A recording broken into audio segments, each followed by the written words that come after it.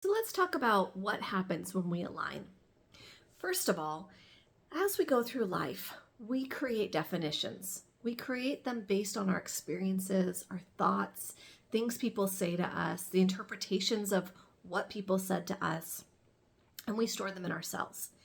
And that means that as we come upon that same word, our cells vibrate at that belief or that frequency. And when we want to change things, we have to go past our thoughts. We actually have to change that frequency.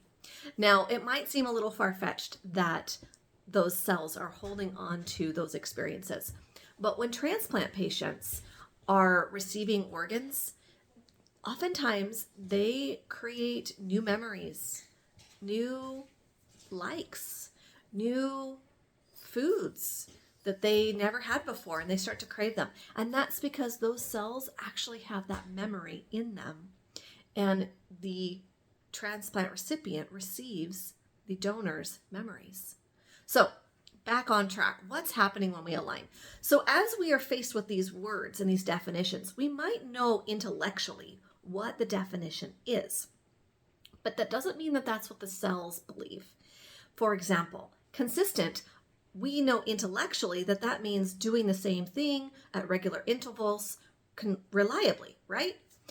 But maybe that definition to you means it's used to manipulate, or it's not possible, or I'll never get this right. And if those are your definitions, when you're faced with trying to be consistent, you're going to repel it, and you're actually going to create these micro fight or flight responses. So how does this relate to aligning? When you're faced with these micro fight or flights, you lack choice because your body goes into autopilot. It's there to keep you safe. So instead of going into micro fight or flights, what we do is we recognize the belief, and it brings up that fight or flight in our body, and we tap it. Tapping disrupts that signal from that location to the brain to say freak out. So we start to tap it, and then we also do some breath work.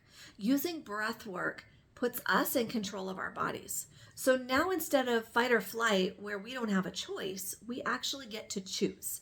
And we create a place of neutrality so that we are now able to make choices.